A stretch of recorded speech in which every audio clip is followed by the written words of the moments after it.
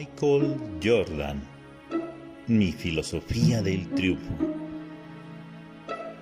Tema 1. Metas. Paso a paso. No concibo ninguna otra manera para lograr las cosas. Mi meta principal siempre fue llegar a ser el mejor haciendo las cosas paso a paso. Por eso no tuve miedo de estudiar en la Universidad de Carolina del Norte después de terminar la preparatoria. Todos me decían que no eligiera dicha universidad porque no podría jugar a ese nivel. Dijeron que debería asistir a la Academia de la Fuerza Aérea porque así tendría empleo al terminar mis estudios. La gente tenía planes diversos para mí, pero yo tenía el mío. Siempre me he propuesto metas a corto plazo. Al mirar atrás, veo que cada uno de esos pasos o éxitos parciales me llevaron al siguiente. Cuando me expulsaron del equipo en la preparatoria como correctivo, aprendí algo. Supe que jamás quería volver a sentirme así de mal. No volvería a tragar esa medicina amarga ni a padecer ese vacío en el estómago. De modo que me puse a comenzar de nuevo como novato. Todo el verano estuve en ese asunto. Cuando entrenaba pensaba en ello, y al lograrlo me propuse otra meta, razonable y lógica, que pudiera lograr si trabajaba lo suficiente. En todo momento tenía en mente lo que quería llegar a ser, es decir, el tipo de jugador en el que deseaba convertirme. Creo que cada meta era lograda en función de la meta última y más importante. Sabía exactamente a dónde deseaba llegar y me concentraba en hacerlo. Las metas alcanzadas me llevaban a pensar en otras. Cada pequeño triunfo me hizo ganar un poco más de confianza. Esta confianza me permitió competir en Carolina del Norte. Todo es cuestión de mentalidad. Nunca escribí nada, solo me concentré en el siguiente paso. Pienso que podría haber ocupado este sistema a cualquier actividad que hubiera elegido. No es tan distinto cuando, por ejemplo, una persona desea ser médico. Si esa es la meta principal y uno saca 6 en biología, lo primero que debe hacerse consciente es sacar un 8 y luego un 10 en esa materia. Debe de perfeccionarse el primer paso y después hacer lo mismo con la química o la física. De estos pequeños pasos, si no lo hace, estará expuesto a todo tipo de frustraciones. ¿De dónde obtener confianza si la única medida del éxito es llegar a ser médico? Si usted lo intenta con toda su capacidad y no llega a ser médico, ¿significa esto que su vida es un fracaso? Por supuesto que no. Todos los pasos preliminares son como las piezas de un rompecabezas. Al unirse, forman una imagen. Si el rompecabezas llega a completarse, usted ha logrado su propósito. Y si falta una pieza, no se desanime. Si ha hecho su mayor esfuerzo, habrá logrado muchas cosas a lo largo del camino. No todos pueden completar la imagen.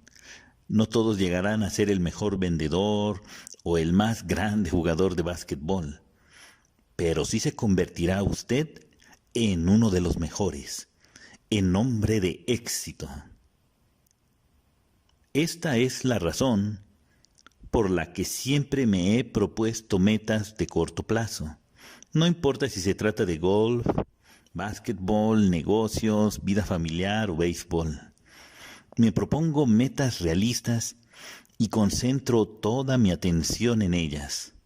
Pregunto, leo y escucho.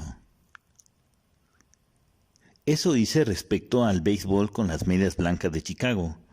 No temo preguntar cualquier cosa a quien sea, o si no tengo las respuestas o el conocimiento necesario.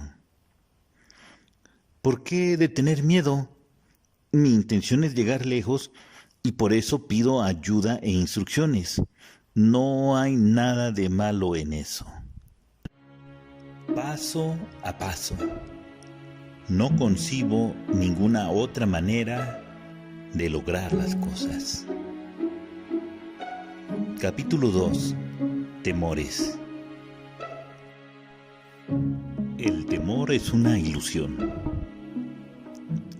Nunca tomo en cuenta las consecuencias de fallar un tiro importante. ¿Por qué? Porque cuando se piensa en las consecuencias, siempre se piensa en un resultado negativo.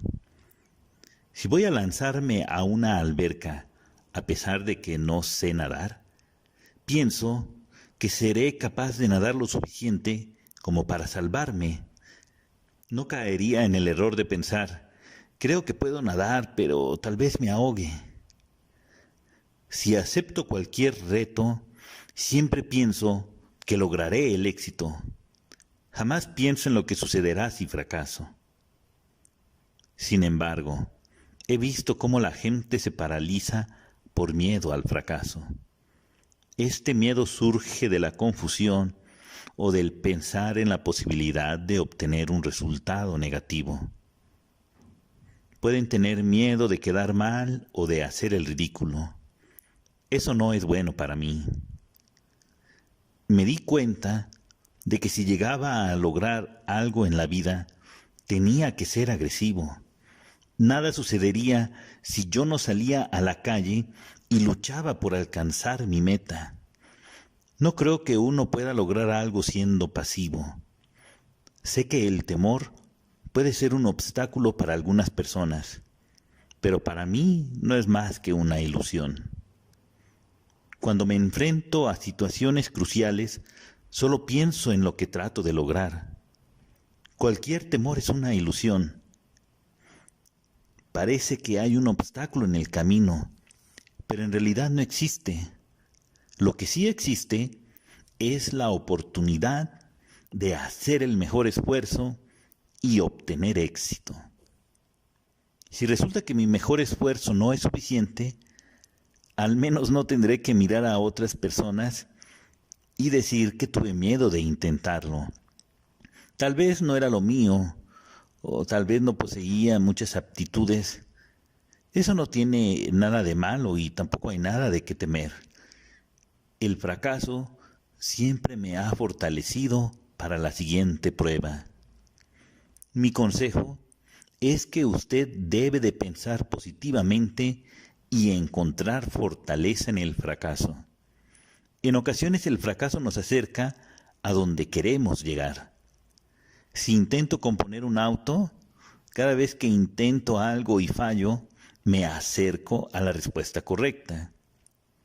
Los inventos más importantes del mundo pasaron por cientos de fracasos antes de que se descubrieran las respuestas correctas. Pienso que a veces el temor proviene de la falta de concentración, especialmente en el caso de los deportes. Si yo me parara en la línea de tiro libre pensando que hay 10 millones de personas observándome en sus televisores, no hubiera logrado nada. Trato de situarme mentalmente en un lugar familiar.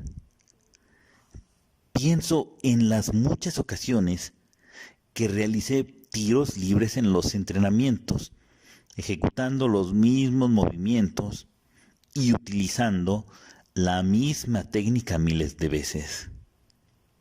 Si usted hace lo mismo, se olvidará del resultado porque sabrá que está actuando correctamente. Relájese, tranquilícese. La verdad es que uno no puede hacer más que esto.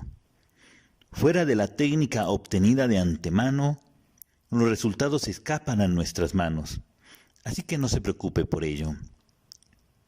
Lo anterior no es diferente al hecho de realizar una presentación en el mundo de los negocios o al hacer un trabajo para la escuela. Si usted ha hecho todo lo necesario, el resultado no estará en sus manos, independientemente de que la presentación le guste o no a los clientes. Eso depende de ellos, es decir, de los compradores o de los maestros. Lo anterior no es diferente al hecho de realizar una presentación en el mundo de los negocios o al hacer un trabajo para la escuela. Si usted ha hecho todo lo necesario, el resultado no estará en sus manos, independientemente de que la presentación le guste o no a los clientes. Eso depende de ellos, es decir, de los compradores o de los maestros. Acepto el fracaso. Todos fallamos en algo, pero no puedo aceptar que no se intenten las cosas. Por eso no tuve miedo de probarme en el béisbol. No puedo decir algo como, bueno, no lo lograré porque tengo miedo de no llegar al equipo grande. Eso no me hace bien. La verdad es que el triunfo no importa mucho, siempre y cuando haga el mejor esfuerzo con todo su corazón y esforzándose al 110%. Recuerde, el temor es una ilusión. Capítulo 3. Compromiso. No hay caminos fáciles. Al salir de la preparatoria, tenía un fuerte sentido del compromiso. De no ser así, si mi deseo de triunfo hubiera sido menos intenso, habría tomado el camino fácil de asistir a otra escuela. Pero fui a North Carolina porque me di cuenta de que muchos jugadores de Dean Smith eran seleccionados por equipos de la NBA. La gente me decía que era mejor evitar el camino difícil, pero yo estaba dispuesto a hacerlo. El compromiso con mis metas determinaba cada acto. Quería descubrir las cosas por mí mismo. Deseaba conocer el terreno en el que me encontraba. Siempre he creído que, si uno se pone a trabajar, los resultados llegarán tarde o temprano. No hago las cosas creyendo a medias. Sé que al hacerlo, así solo puedo esperar resultados mediocres. Por eso me concentro en los entrenamientos, tanto como en los juegos. Es una actitud que se pueda abrir y cerrar como si fuera un grifo. Sería imposible hacerme tonto en los entrenamientos y después, al necesitar más empuje en el final de un juego, pretender que el esfuerzo se refleje. Pero así es como mucha gente aborda sus asuntos, y por eso muchos fallan. Hablan como si en verdad estuvieran comprometidos para dar lo máximo de que son capaces. Dicen lo correcto y aparentemente hacen su mejor esfuerzo manteniendo las apariencias. Pero cuando llega el momento de la verdad, buscan razones y no respuestas. No es raro encontrarse con casos como estos en el deporte profesional. Incluso le sucede a amigos y socios comerciales. Existen 1.000.000 de excusas para no pagar el precio. Si tan solo me dieran la oportunidad, o si le agradara más el entrenador, al maestro o al jefe, podría haber logrado esto o aquello. Puras excusas. El aceptar responsabilidades es parte del compromiso a que me refiero. Por supuesto que encontrará usted obstáculos o distracciones. Si trata de lograr algo, siempre habrá problemas en el camino. Yo me he topado con ellos. A todos nos ha sucedido. Pero los obstáculos no tienen por qué detenerle. Al toparse con un muro, no dé la espalda considerándose derrotado. Arrégleselas para escalarlo, para romperlo o camine alrededor para superarlo. Yo recibí una gran lección con respecto a las distracciones durante el primer año que pasé en North Carolina. Resultó que ese periodo fue el mejor de mi vida estudiantil en la universidad. En razón de ello, nacieron toda clase de esperanzas. Yo traté de basar mi vida en dichas esperanzas. Trataba de vivir de acuerdo con las esperanzas que los demás tenían en mí, en lugar de seguir mi propio camino. Me descubrí buscando el momento de la jugada espectacular para impresionar, hacía trampa en los aspectos defensivos para lograr situaciones de rompimiento. El entrenador Smith me llamó un día y me enseñó 2 filmes, uno del principio de mi año como novato y otro del comienzo de la segunda temporada. Era totalmente opuesto. Estaba buscando caminos fáciles, atajos, y la verdad es que ese no fue el camino que me condujo hasta allí. Conservaba la garra y el deseo, pero había perdido la concentración. Usted tiene que ajustarse a su proyecto. Muchas personas tratarán de hundirlo hasta su propio nivel de bajo desempeño cuando notan que no pueden hacer ciertas cosas. Pero la verdad es que muy pocos logran algo de valor tomando el camino fácil. Son pocos los que hacen fortuna jugando a la lotería. Sí sucede, pero las posibilidades no están de su parte.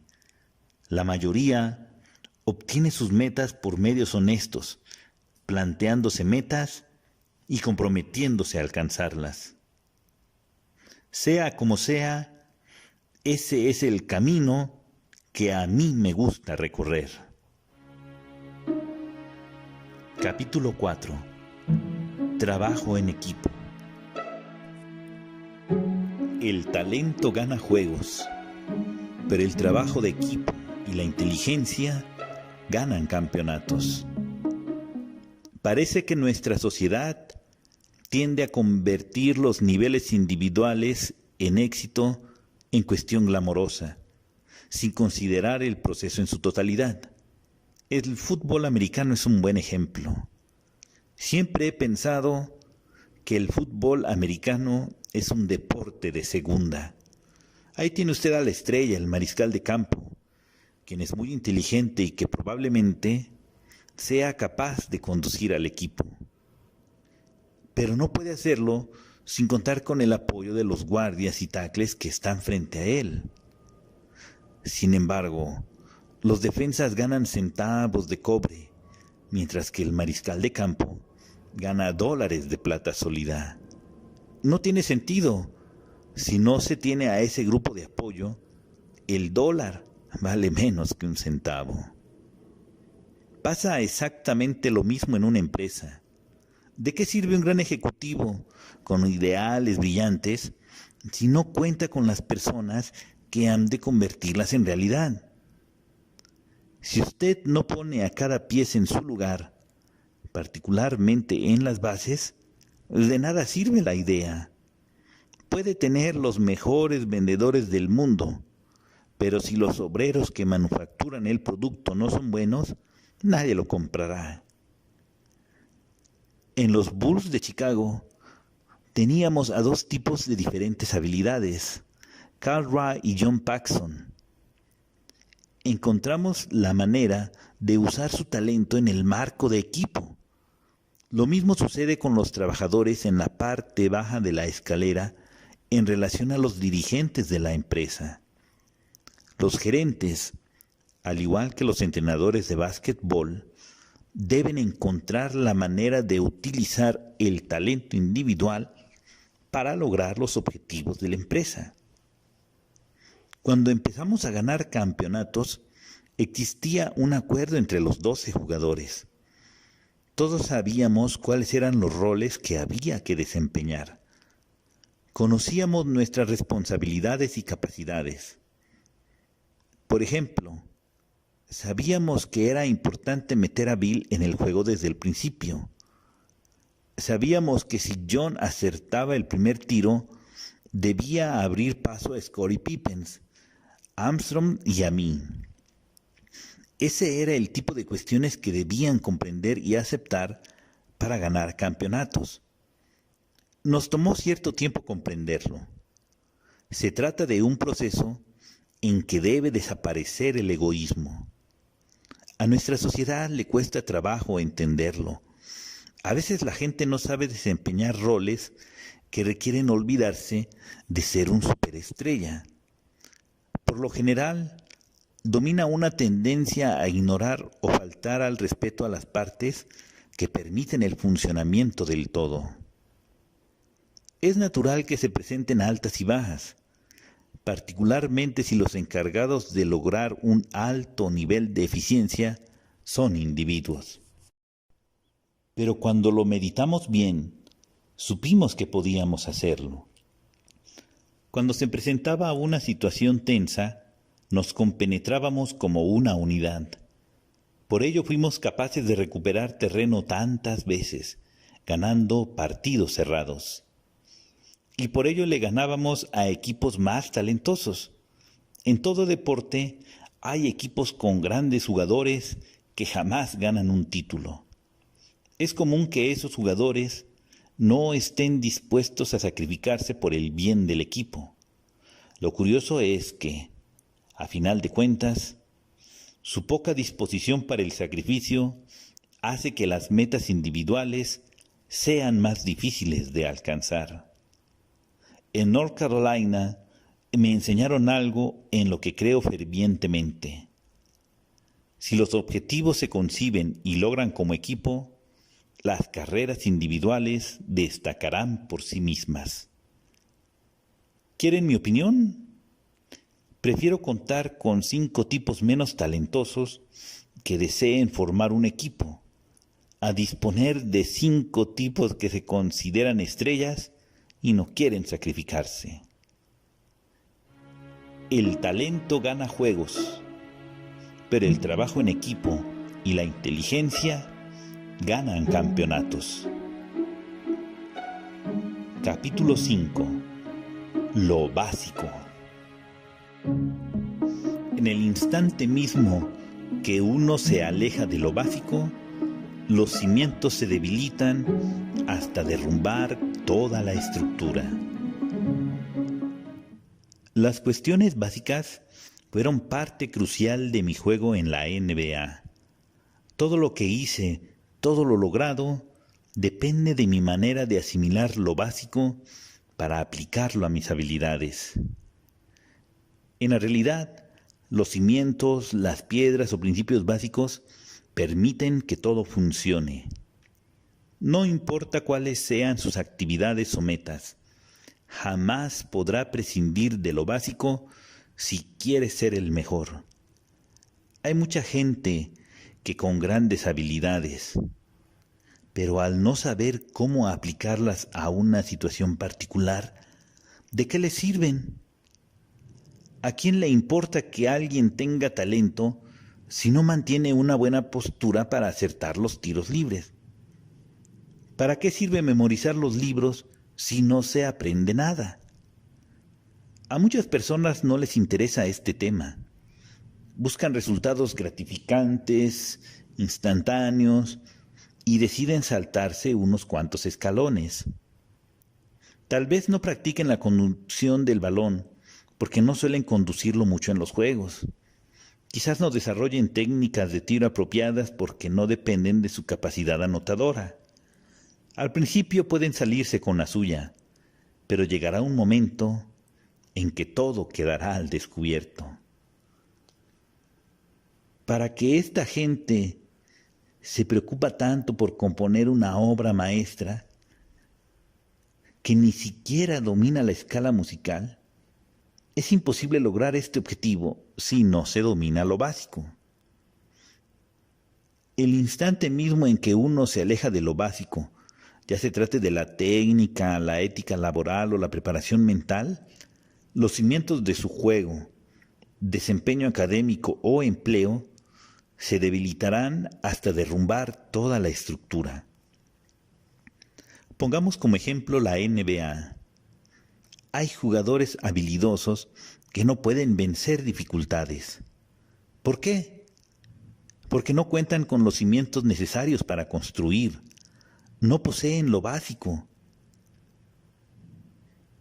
Piense usted en todos los gigantes que en el colegio jugaban como titulares y terminaron en las bancas de la NBA. Algunos ascendieron en la escala confiando en su tamaño y fuerza. Entonces llegan a lo más alto y resulta que eso no basta. Para ese momento ya es demasiado tarde. Cuando estuve en North Carolina, todos se comentaban que Dean Smith me retenía excesivamente.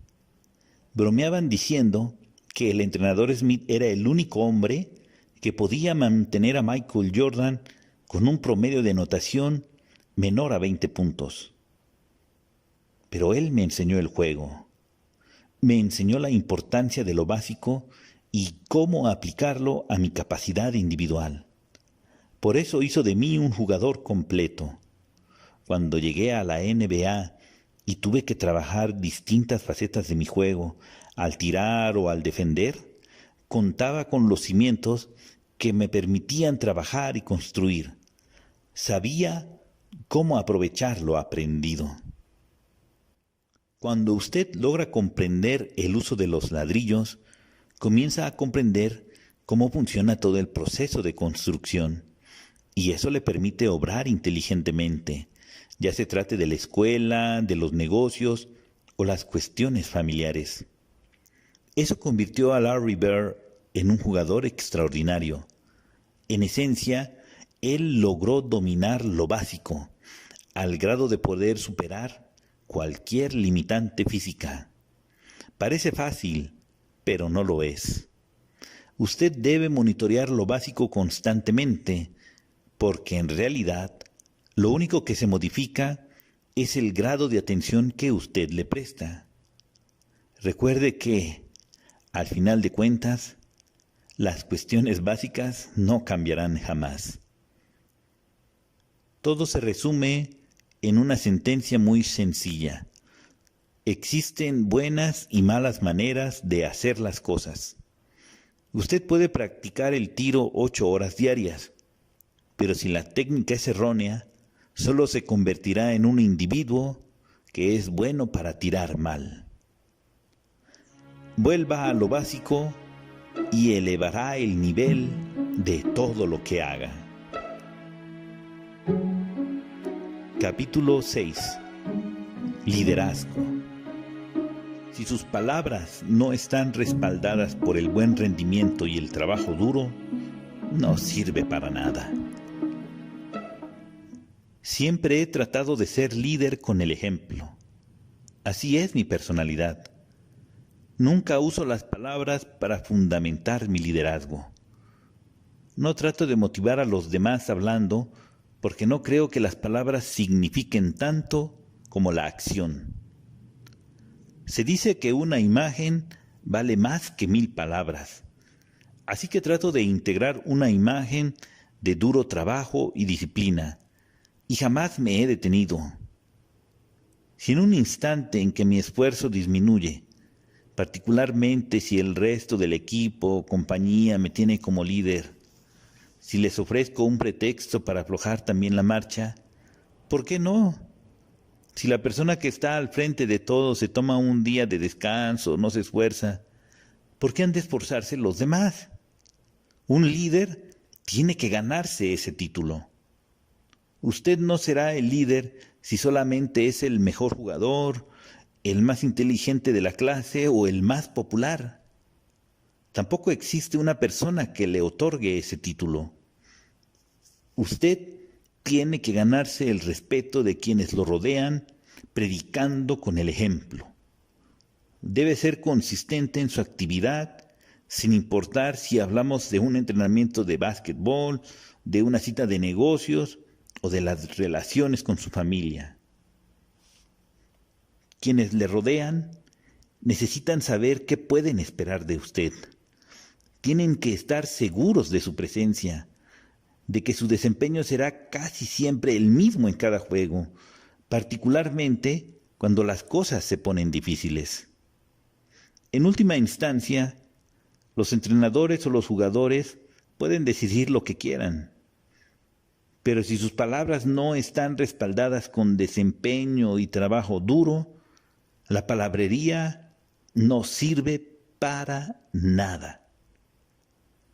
Por eso trato de dominar los pormenores, anotar un punto o ser ejemplo de rendimiento.